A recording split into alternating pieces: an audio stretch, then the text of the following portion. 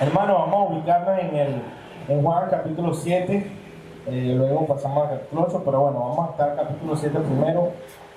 Yo quisiera comentar una breve introducción y es sobre la anécdota de un predicador que se llama Rabbi Zacarías, no sé si lo han escuchado, en donde él está comentando que en una predicación del mensaje del Evangelio en una universidad, él empieza a comentar la ilustración de un sembrador que estaba enamorado de una doncella del pueblo. Este sembrador, bueno, ellos se prometieron matrimonio ambos, estaban unos enamorados, se prometieron en matrimonio, y unas noches antes de su matrimonio, el príncipe la raptó, el príncipe de aquel lugar. Bienvenidos, mis hermanos. Por cierto, bienvenidos a los hermanos que nos visitan, igual a los hermanos que ya están con nosotros. Entonces, este príncipe raptó a la doncella, que estaba prometida con este sembrador. El príncipe la raptó, la encerró en su castillo, cumplió con todas las leyes del reino, obligándola a que ella se casara con él. Esa era lo que le estaba obligando, si no la iba a matar. Esas eran las condiciones del príncipe. Cuando el sembrador pide una audiencia con el rey, fíjense esto, el sembrador pide una audiencia con el rey para que examine el caso. El rey trae al juez del reino, de la región, y el juez dice: señor rey, yo tengo una poción que va a hacer que los dos digan la verdad. El que diga la mentira después que se tome la poción va a caer muerto. Así de sencillo.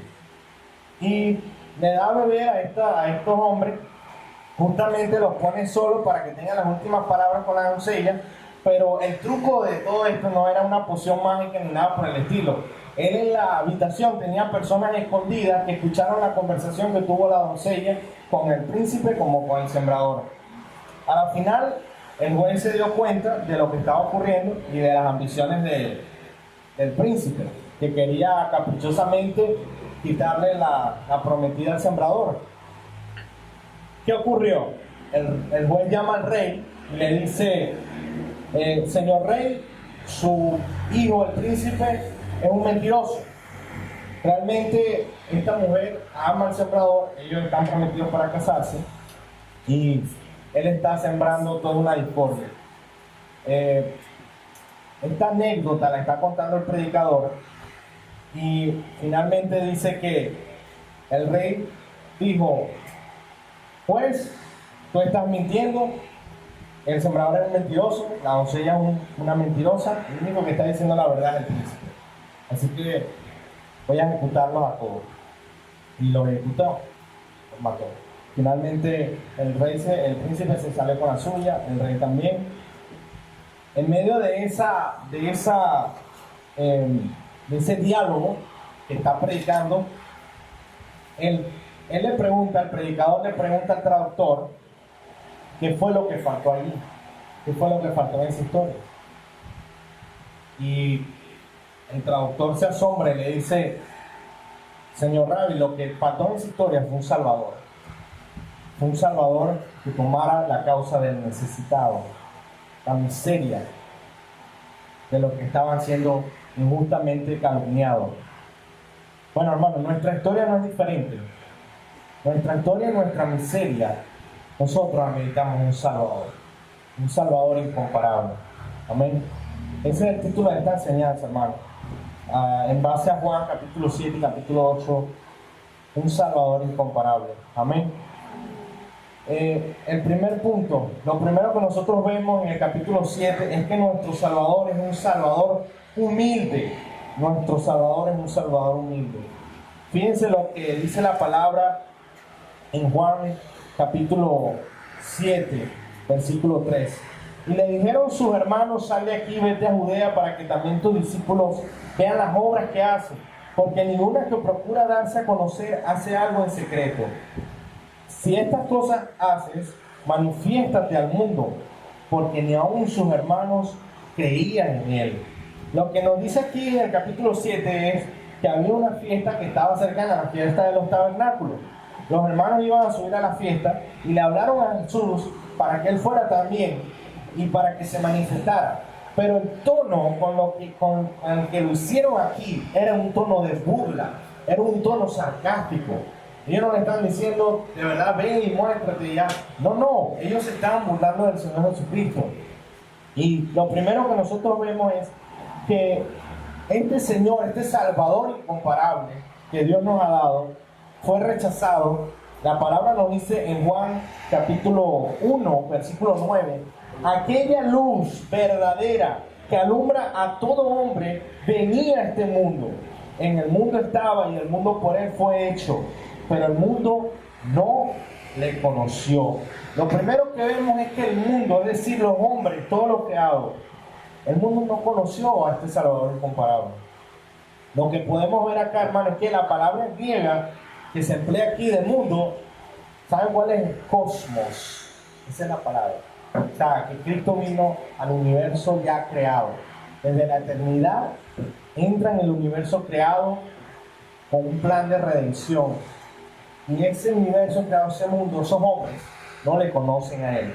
Entonces es rechazado por el mundo. Primero, lo vemos en Juan capítulo 1. Segundo, es rechazado por sus parientes, porque ni siquiera sus propios hermanos creían en él. Y hay una profecía en esto, una profecía mesiánica, que está en el Salmo 69, versículo 8, que dice, extraño he sido para mis hermanos y desconocido para los hijos de mi madre. De esta manera, Salmo 69, versículo 8. Salmo 69, versículo 8. De esta manera la palabra se cumple, la profecía se cumple en este sentido, porque ni siquiera sus propios hermanos, parientes cercanos, creían en él. Lo rechazó sus propios parientes, lo rechazaron. Entonces, no solamente que vemos que este Salvador incomparable, un Salvador humilde, no es solamente rechazado por el mundo, es rechazado por sus parientes, pero también es rechazado por su propio pueblo. Lo vemos en Juan capítulo 7, versículo 32. Dice la palabra, los fariseos oyeron a la gente que murmuraba de él estas cosas, y los principales sacerdotes y los fariseos enviaron alguaciles para que le prendiesen. ¿Ok? De nuevo, Juan capítulo 1, versículo 11. A los suyos vino, y los suyos no le recibieron. ¿Ok?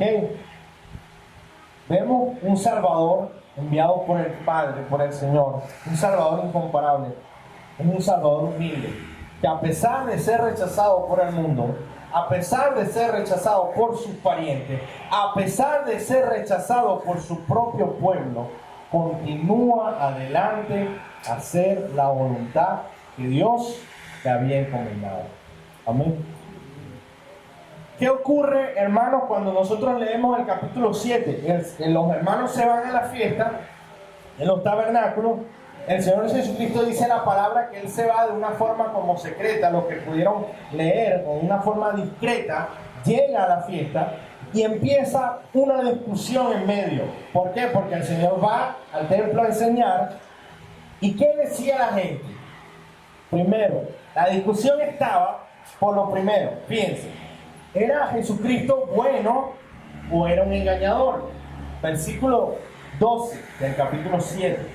Y había gran murmullo acerca de él entre la multitud, pues unos decían, es bueno, pero otros decían, no, sino que engaña al pueblo.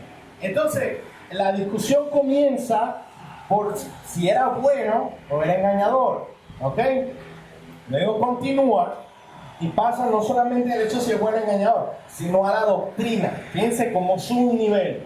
Ahora la discusión está en la doctrina. Dice el versículo 14, sigan leyendo en el capítulo 7, más a la mitad de la fiesta subió Jesús al templo y enseñaba, y se maravillaban los judíos diciendo, ¿cómo sabe este letra sin haber estudiado? Jesús le respondió y dijo, mi doctrina no es mía, sino de aquel que me envió, dice el Señor. Entonces, si el Señor Jesucristo no había ido a una academia o a una escuela rabínica, ni mucho menos se había preparado en un colegio para maestros de la ley en aquel entonces, ¿cómo podía enseñar el Señor Jesucristo de esa manera? ¿Cómo podía hacerlo? De una forma tal que la gente decía, ¿cómo sabe este hombre letra si no ha estudiado? Hermano, ahí vemos la gloria de Dios.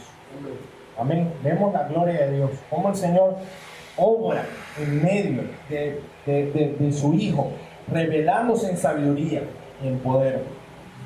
Entonces, el Señor enseñaba allí, la gente estaban asombrados con su doctrina, y Él dice, ¿saben cuál es la diferencia?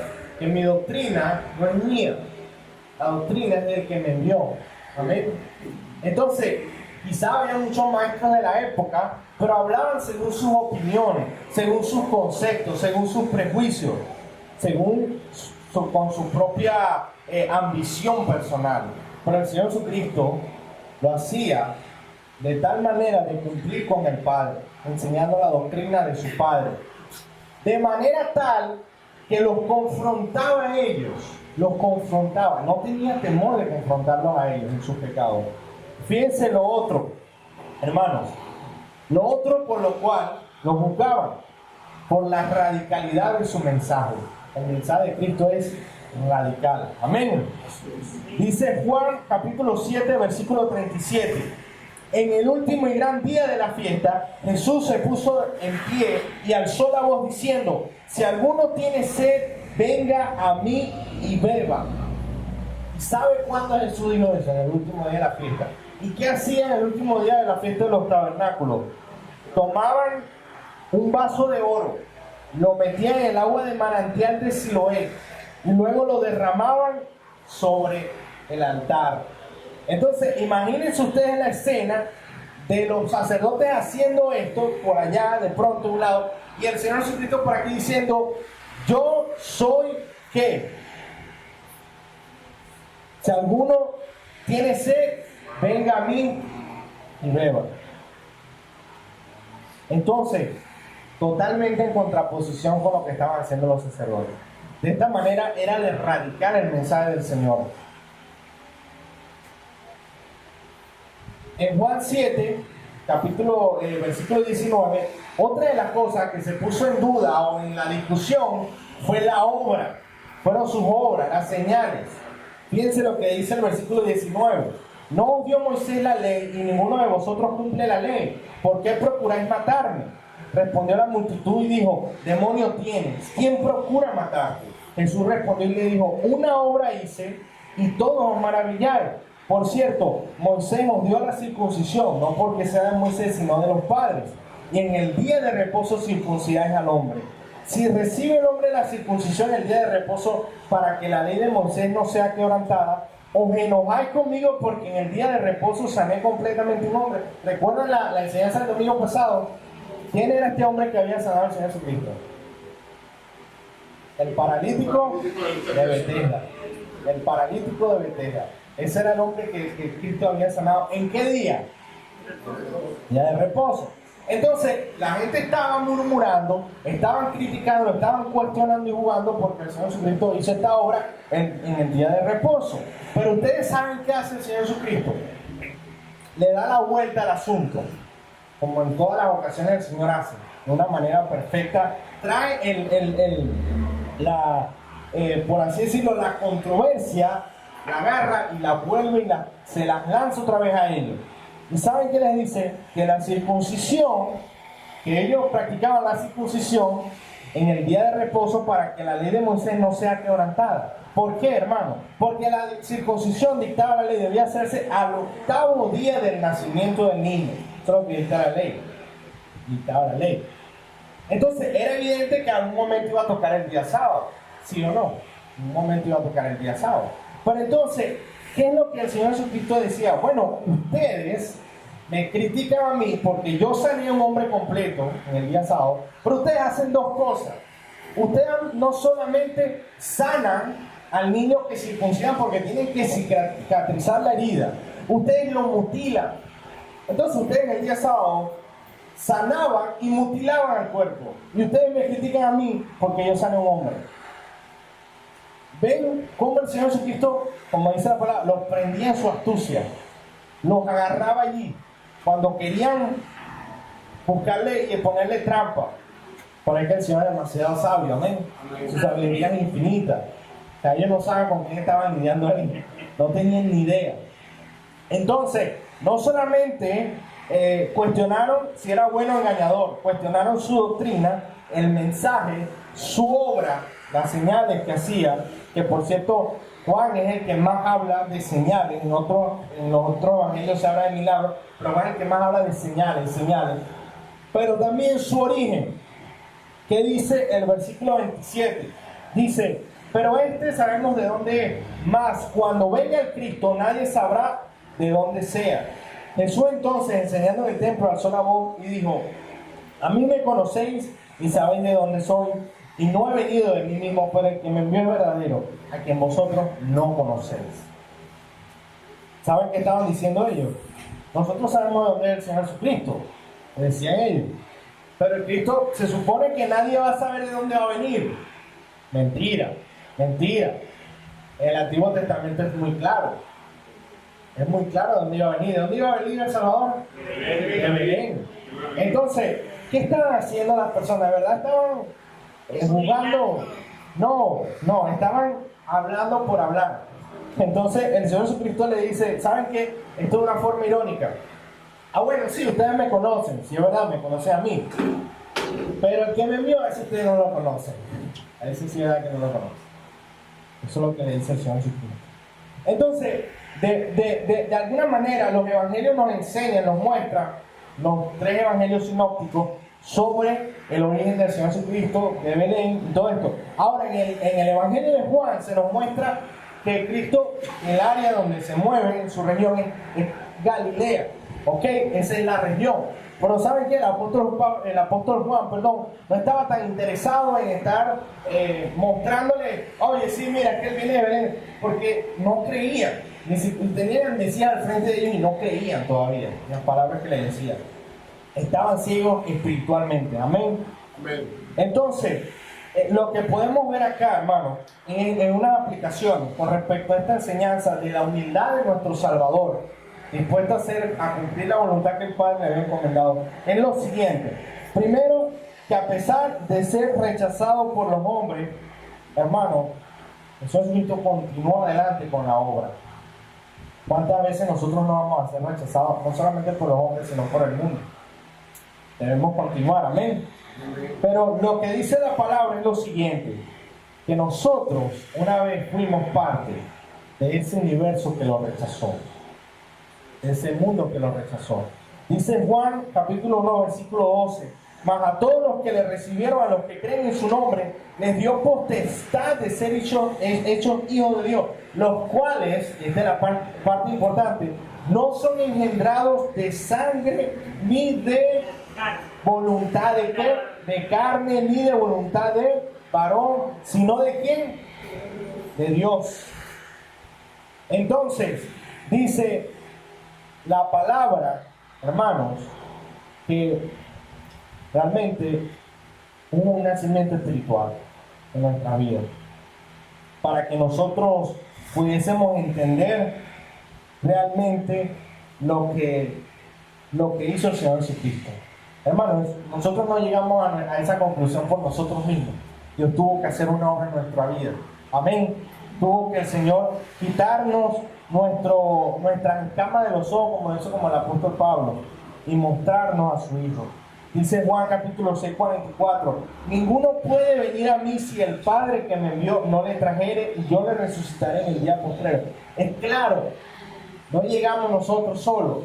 Dios nos llevó, el Padre nos lleva a Cristo.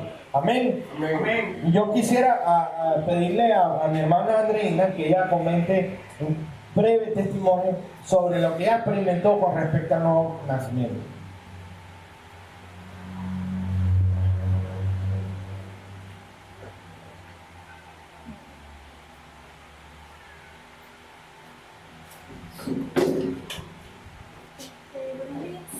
Buenos días. Bueno, yo le comenté a Cristian lo que me pasó. Y yo le comenté a Cristian lo que me pasó. Y a él le pareció oportuno que lo comentara en este momento. Yo había ido a la iglesia cuando ellos estaban recién comenzando ya, pero asistía por un amigo, mas no era constante. Y bueno, pasó como a todos nosotros en su momento, pues Dios quitó, como dice Cristian, las escamas de los ojos y llegué a un punto, ¿verdad? Un día que ya no soporté el pecado o la carga que había en mí, pues, como la condición de pecado con la que yo me veía. Entonces, ese día, esa noche, yo me arrepentí de todos mis pecados y de lo que me pude acordar, le pedí perdón a Dios y oré. Me quedé dormida en la madrugada, ya me venció el sueño. Y esa noche soñé, fue como, tuve la percepción de que una vez que me quedé dormida hasta que me desperté, eso fue lo que vi. Fue un bebé recién nacido y todo lo que había a su alrededor era blanco. Todo lo que estaba por debajo, todo lo que estaba detrás, todo era blanco y brillaba mucho. Y el bebé era blanco también, no tenía ropa y había una mano que lo acariciaba constantemente. Y eso fue lo que yo pude ver esa noche, hasta que me desperté. Gloria a Dios. Gracias, Andreina, no te guarda. Amén. Fíjense lo que es una experiencia con el Señor, algo tan sencillo y tan profundo y tan complejo espiritualmente que no podemos entender. Pero es algo que ocurre en la vida de nosotros como cristianos. Amén. Entonces, hermano, a pesar de ver esto también, nosotros podemos entender, hermanos, que el testimonio verbal que nosotros tenemos, el hecho de ser rechazados por los hombres, también con las actitudes se puede negar al Señor, porque las personas se pueden decir con respecto al hecho de dar testimonio de Cristo de forma verbal, pero en ocasiones también se pueden hacer con las actitudes. Dice la palabra que estamos llamados a ser conformados a la imagen de Cristo. Fíjense lo que dice el versículo 17 del mismo capítulo 7. El que quiera hacer la voluntad de Dios conocerá si la doctrina es de Dios o si yo hablo por mi propia cuenta. Aquí el Señor Jesucristo apelaba ¿a qué? Al conocimiento, a la relación íntima con el Padre, de lo que estaba ahí. Lamentablemente no había personas allí que pudieran entender eso. De la misma manera, nosotros estamos llamados a saber, a conocer verdaderamente la doctrina del Señor Jesucristo. ¿Por qué? Por querer hacer la voluntad de nuestro Padre. Amén. Fíjense algo que dijo Robertson, un predicador, que la obediencia es el órgano del conocimiento espiritual. Amén. Amén. Eso quiere decir que a medida que tu conocimiento en la palabra se incrementa, debe también incrementar tu obediencia. Debe ser coherente. Entonces, no podemos decir que tengamos un conocimiento profundo y más completo y reclamar el derecho a estar más iluminados o mejor entendidos sin mostrarlo en una vida de entrega al Señor. Disculpe, pastor, por favor, si está mal repetir la frase. La obediencia es el órgano del conocimiento espiritual.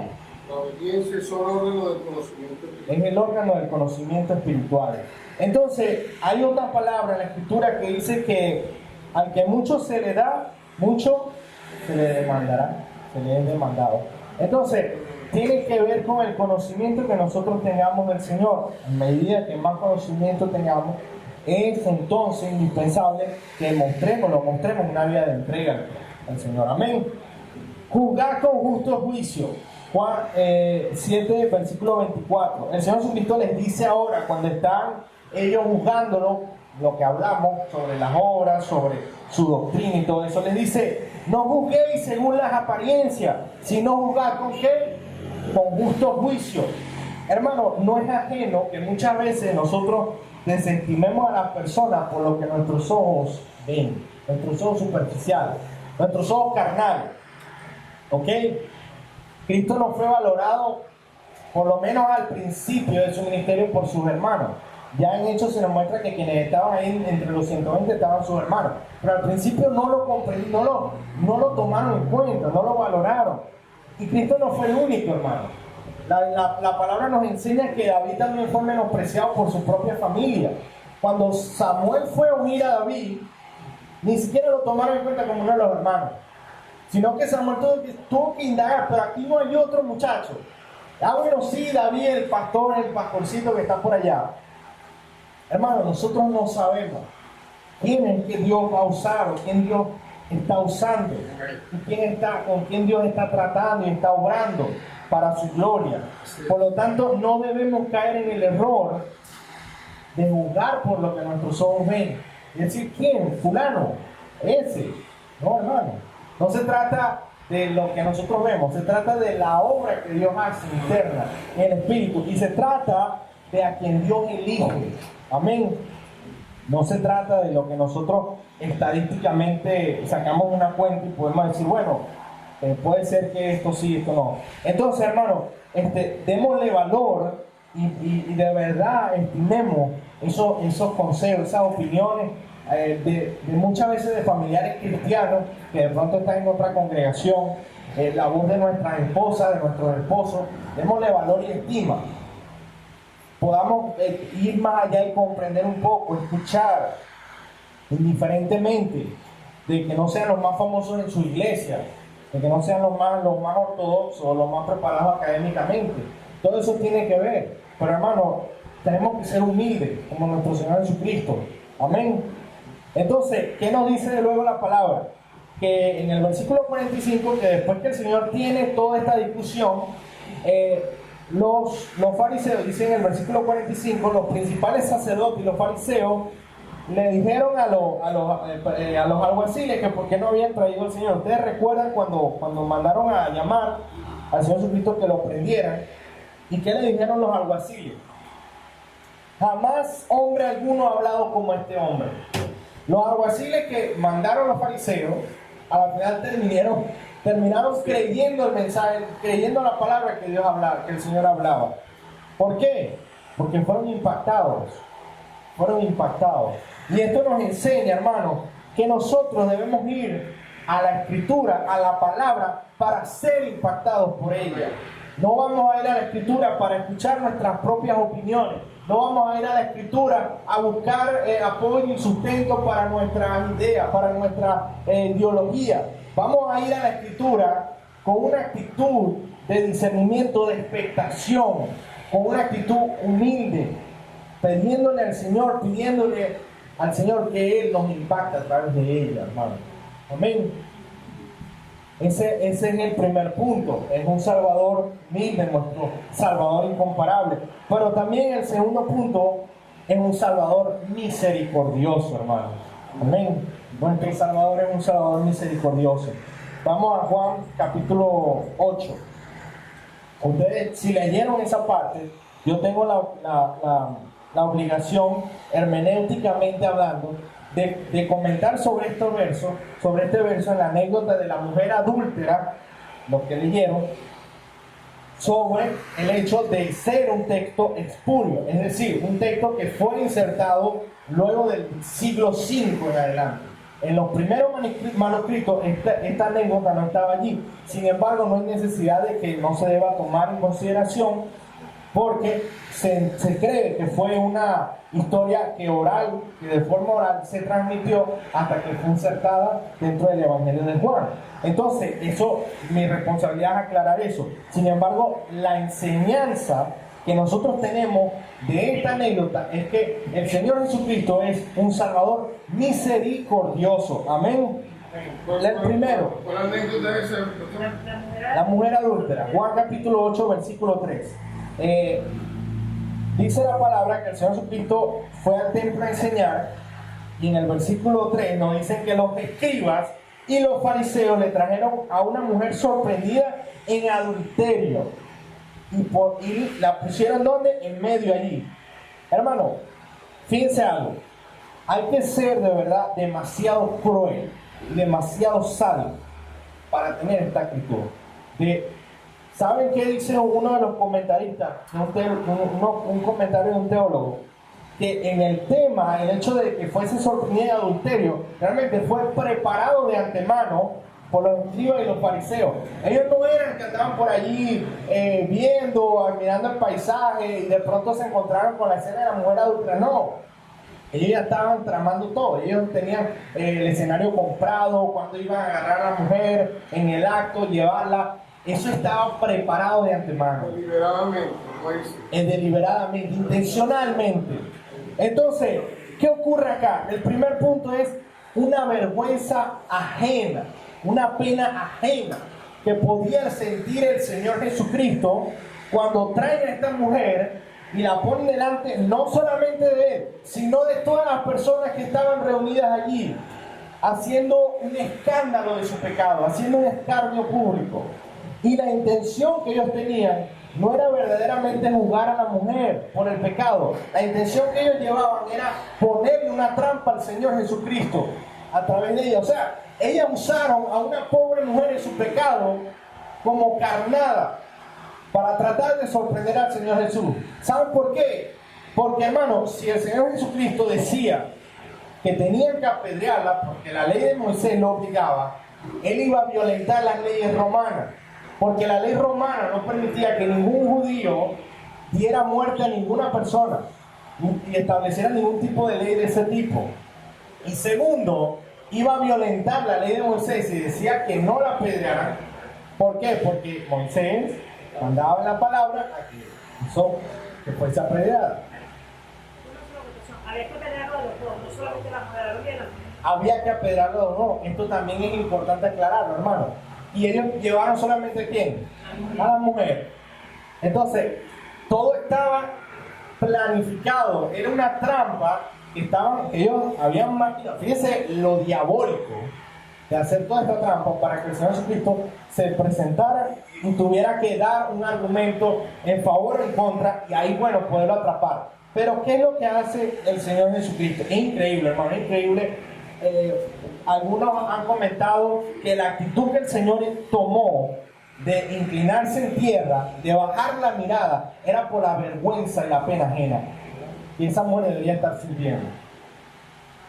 O sea, ¿qué tipo de actitud de misericordia y de gracia o de amor de Dios estos hombres podían predicar o podían decir con la actitud que habían tomado, al punto que el Señor tuviese pena, vergüenza ajena? ¿A ustedes no le ha pasado lo que es la vergüenza ajena? Cuando una persona siente una pena, pero que no es de ella, es de otro, que otro la está padeciendo y uno se pone en el lugar de esa persona y dice, pero ¿cómo es posible? Eso era lo que el Señor estaba sintiendo en ese momento, una vergüenza ajena. Y en el segundo punto dice que escribió en tierra, inclinó escribiendo en tierra.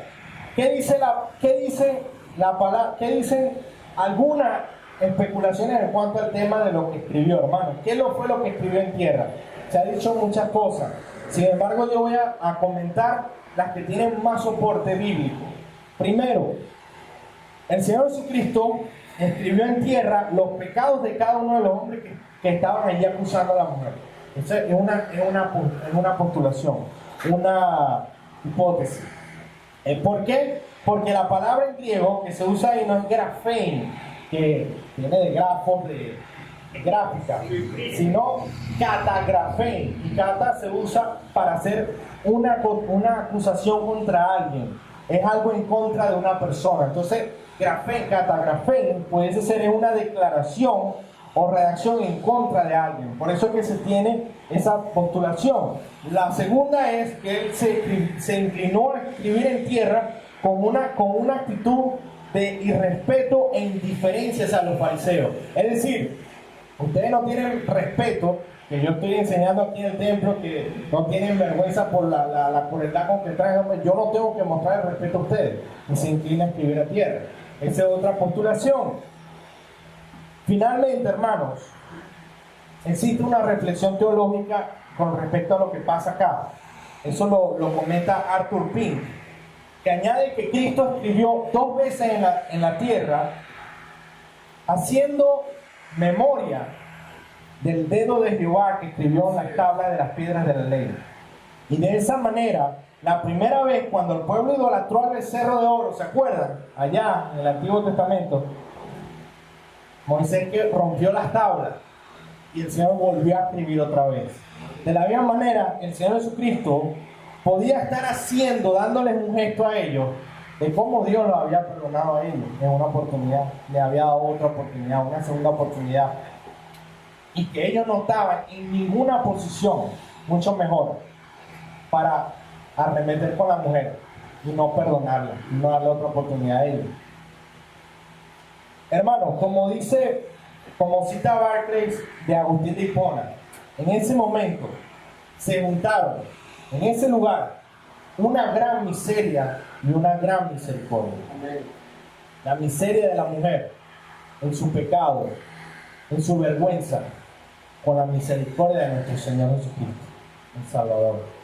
Algo totalmente irresistible de no unirse. Pastor, y podríamos llegar a lo que usted acaba de decir, la maldad, lo diabólico también de la parte del corazón del hombre. O sea, Sí, el pecado del hombre, de hacer el mal. de llegar hasta ese Hasta extremo, allá, exactamente. de usar a una mujer en su pecado, en su vergüenza, para después de exponerla en el escarnio público Y para hacer caer al Señor, ¿verdad? y para hacer caer al Señor. Entonces se juntaron en ese momento una gran miseria y una gran misericordia, como dijo Agustín de Hipona. Entonces, hermano, lo que nosotros podemos ver acá como una reflexión teológica es que esta mujer nos representa todo, en cierta forma. Una vez en un estado de miseria, con el enemigo a nuestra espalda acusándonos y el mundo alrededor observando, mientras el Señor no nos condena, sino que nos dice, como le dijo a la mujer, nadie te condena y yo te condeno. Vete y no peques más. Y ese es el mensaje del Evangelio, un mensaje de gracia. Amén. La gracia, yo estaba pensando ayer, creo, la gracia es malinterpretada por muchos, poco comprendida por algunos, pero disfrutada finalmente por pocos. Disfrutada por pocos. Amén. Amén. Porque la gracia no es licencia para pecar. Gracia es tener la apertura de ir al Padre en arrepentimiento y no ser rechazados por Él. Amén. Entonces, hermano, nosotros vemos que muchas veces el enemigo monta una trampa.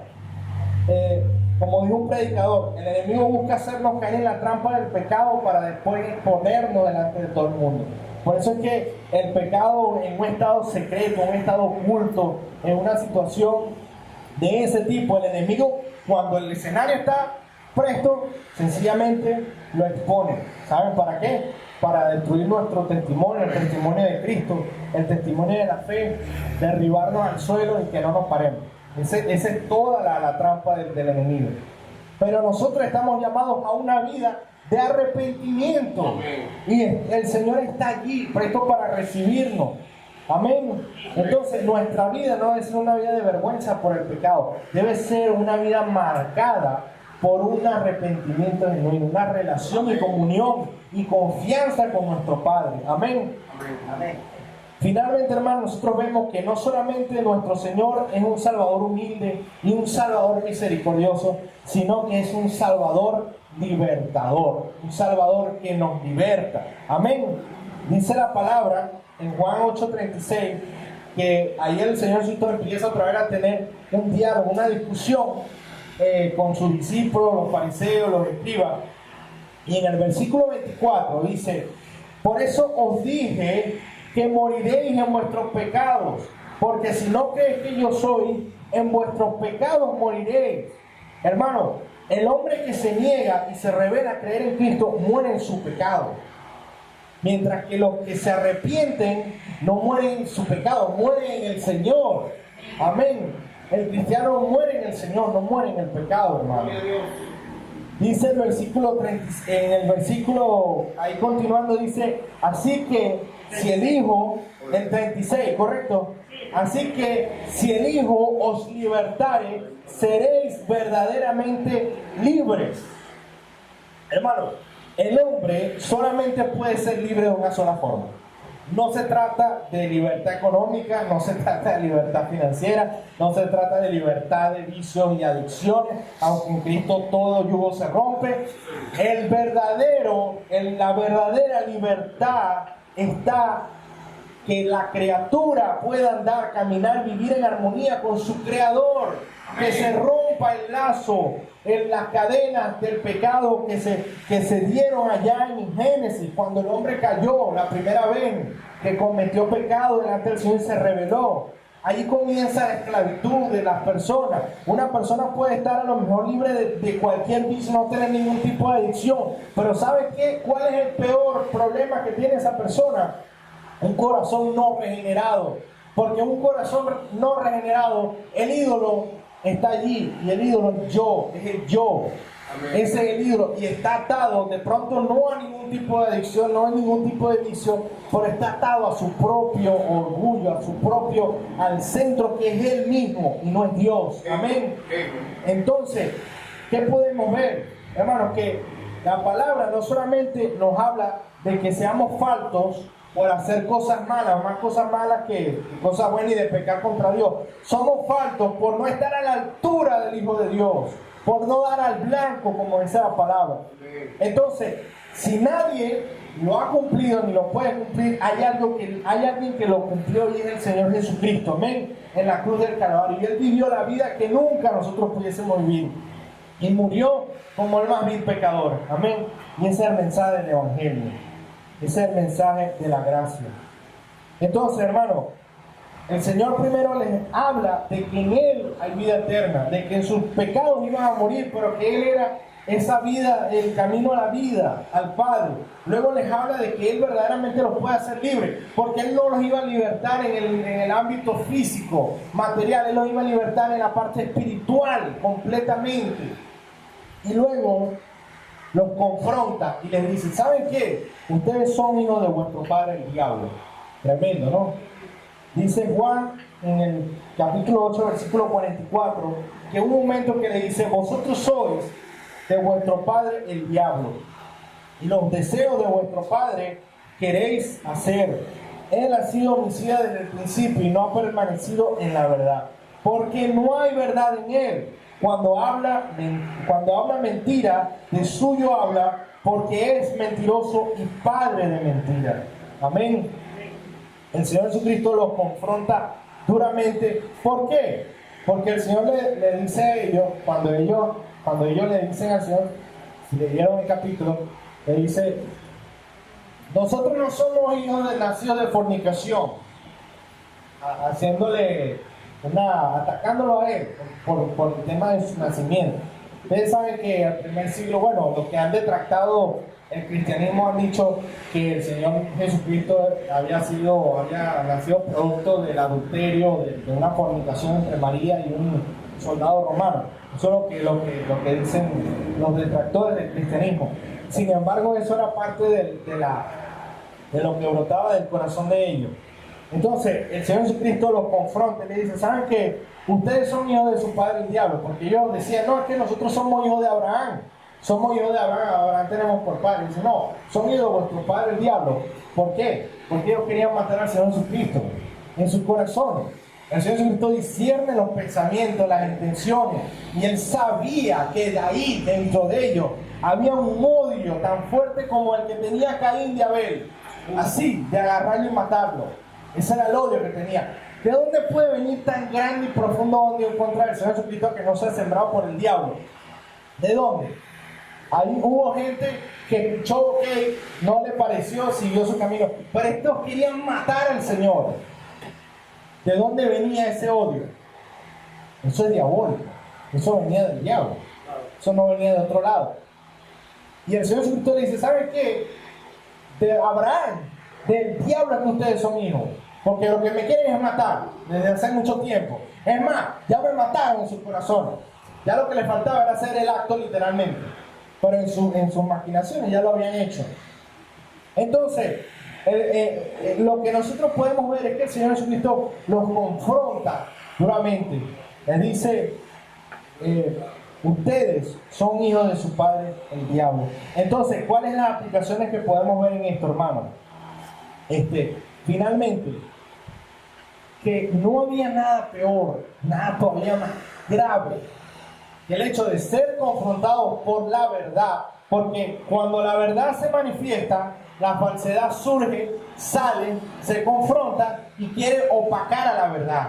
Eso es lo que ocurre. La falsedad se revela, la falsedad no va a estar tranquila. Y cuando el Señor Jesucristo los confronta, Ellos quieren arremeter contra él. ¿Saben para qué? Para apaciguar su conciencia, para apaciguar el oído, no escuchar más. Así como Caín mató a Abel. Eso querían hacer con el Señor Jesucristo. Y el Señor los confronta. Y lo que verdaderamente horrible es ser confrontado por el Señor Jesucristo. ¿Y saben qué? Seguir justificándose delante de Él, delante de la verdad, delante de la luz, delante del Creador, delante del yo soy. Porque ese lo dijo, yo soy. Hasta que Abraham fuese, yo soy. Él le está diciendo, yo soy Dios. Yo he estado con mi Padre en la eternidad. Antes de Abraham, yo estuve, yo he estado. ¿Y qué pasó, hermano? No pudieron aguantar. ¿Y qué hacían? Se justificaban. Entonces, ¿qué es peor que el pecado? Justificarse en el pecado. Eso es mucho peor. Dice la palabra que el Señor, de las cosas que más abomina es los ojos altivos, la arrogancia, aquel que piensa que está por encima. Y el Señor, hermanos, nos llama. El pecado sí, pero si tú te vas a justificar, ten cuidado. Ten cuidado. Entonces, hermano, las aplicaciones que podemos ver es esto, hermano. En un momento de nuestras vidas vamos a ser sorprendidos por partir de este mundo. El punto es el siguiente: muchos mueren rehusando a creer en Cristo, mueren en su pecado. Nosotros vamos a entender que Él es el Salvador, que Él es el Salvador que Dios envió, incomparable Salvador, que nos da vida eterna. Porque no hay purgatorio, como muchos enseñan. Tampoco hay otra segunda oportunidad en otra vida. Es en esta vida, es en este momento. Es solamente en esta vida, que es el creer en el Señor. Si no ha ocurrido en tu corazón, en tu vida, hermano, es momento de hacerlo. Es momento de verdaderamente arrepentirnos, de humillarnos ante el Padre, decir, perdónanos, Señor. Justificando no vamos a lograr nada. Estando allí, insistiendo, no. Se trata del arrepentimiento. Y nuestra libertad, hermano, en Cristo, que somos libres, no viene de cuán fuertes seamos, ni cuántos vicios y adicciones nosotros hayamos conquistado, que es una bendición en el Señor, poder sobreponerse a las cosas de este mundo. Pero ¿sabe de dónde viene la verdadera libertad? De acercarnos al Padre con un corazón contrito y humillado y decirle, Señor, aquí estoy, he pecado, me arrepiento, perdóname, abrázame, recíbeme. Y eso es el Evangelio, poder ir, es gracia. Por eso es un Salvador misericordioso.